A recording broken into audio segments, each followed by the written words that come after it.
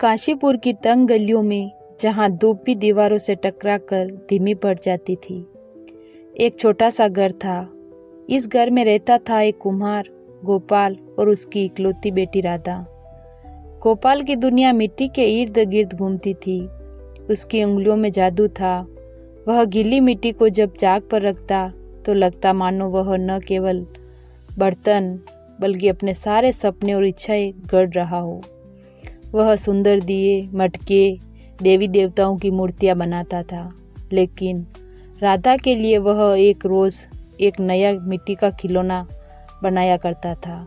कभी नन्हा हाथी, कभी उड़ने वाली चिड़िया और कभी तो एक छोटी मुस्कुराती हुई गुड़िया। राधा जो 10 साल की थी, अपने पिता की आंखों का तारा थी। उसकी हंसी किसी घंटी की तरह पूरे घर में बजती थी। वह जानती थी कि उसके पिता गरीब हैं, लेकिन वह यह भी जानती थी कि उसका पिता का प्यार दुनिया के सबसे बड़े खजाने से भी ज़्यादा अनमोल है। गोपाल की एक बड़ी इच्छा थी। वह चाहता था कि राधा अच्छी शिक्षा पाए, शहर के बड़े स्कूल में पढ़े। वह नहीं चाहता था कि राधा का भविष्य मिट्टी के रंग और धूप की तपिश तक सीमित रहे।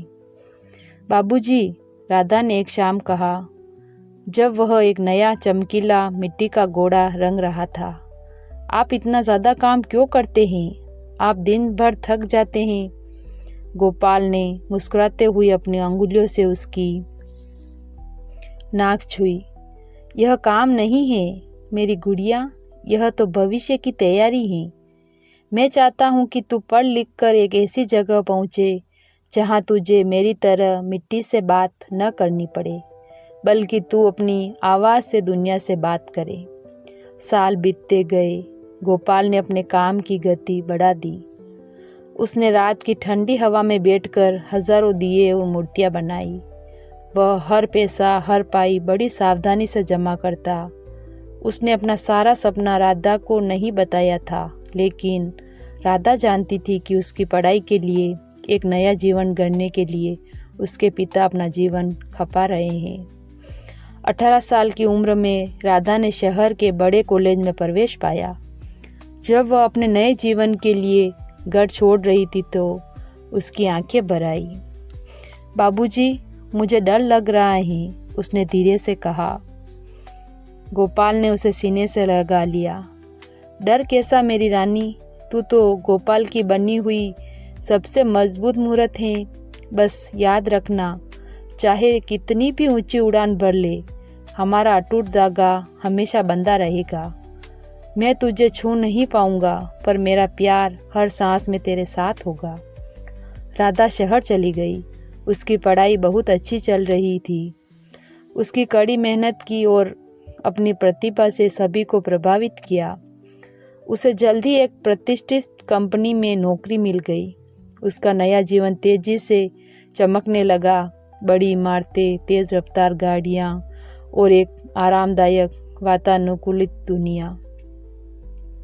वह हर महीने गोपाल को पैसे भेजती थी और फ़ोन पर लंबी बातें करती थी।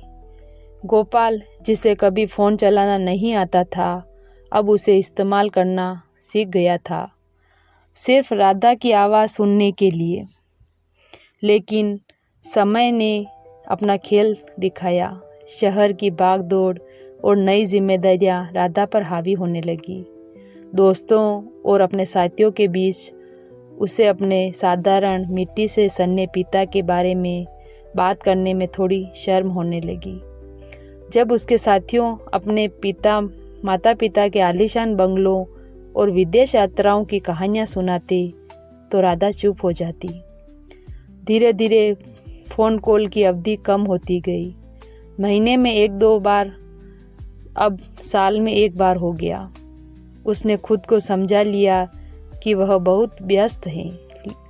उसके पिता समझते हैं।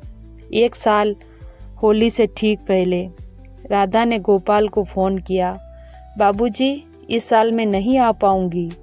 मुझे एक ज़रूरी प्रोजेक्ट पर काम करना है। मैं आपको ज़्यादा पैसे भेज दूंगी। उधर गोपाल की आवाज़ टूट गई। कोई बात नहीं बेटी, काम ज़रूरी है, बस अपना ध्यान रखना। यहाँ गांव में सब ठीक है, बस मेरी आंखें अब पहले से जितनी तेज़ नहीं रही। राधा ने फ़ोन रख दिया और तुरंत काम में व्यस्त हो गई, यह जानते हुए कि उसने एक गहरा गाव दिया है अपने पिता को। अगले दिन गांव से एक पड़ोसी का फ़ोन आया। राधा बेटी, जल्दी आ जाओ, तुम्हारे बाबूजी को लकवा मार गया, वह बिस्तर से हिल नहीं पा रहे हैं। राधा का दिल जैसे पिघल गया। वह तुरंत गांव की ओर भागी।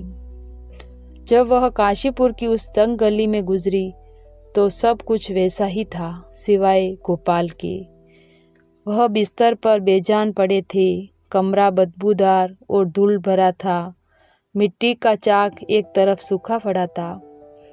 राधा अपने पिता के पास बैठ गई और उनका हाथ पकड़ लिया।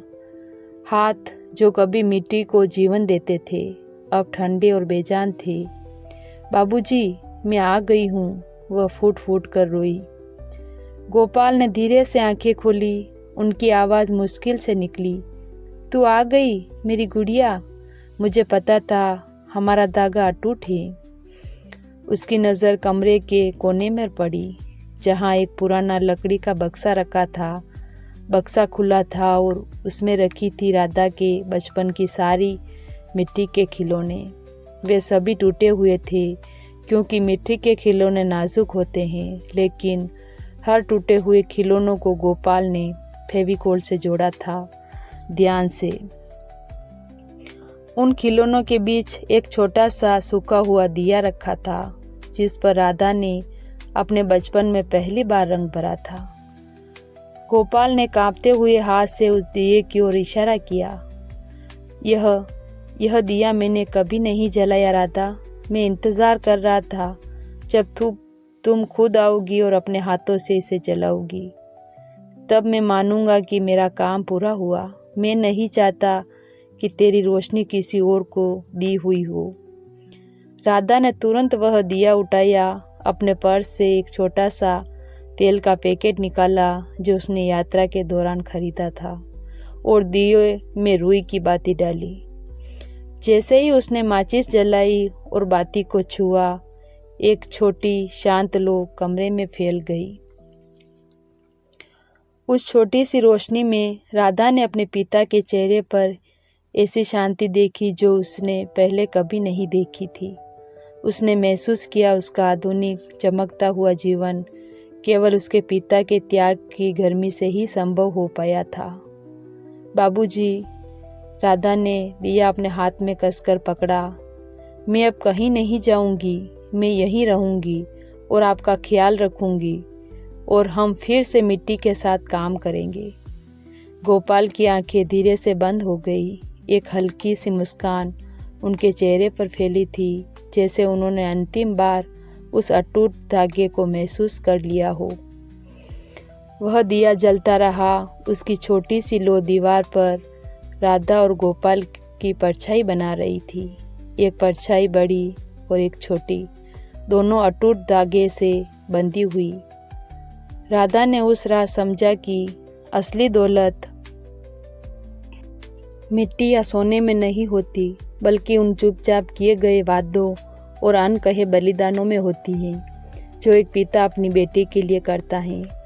इसीलिए कहते हैं ना दोस्तों कि मुझे रख दिया है छाँव में, खुद जलते रहे धूप में। मैंने देखा है एक ऐसा फरिश्ता पिता के रूप में। दोस्तों, ये कहानी आपको कैसी लगी हमें कमेंट करके ज़रूर बताएं। चैनल पर नए हो तो चैनल को सब्सक्राइब ज़रूर करें। धन्यवाद।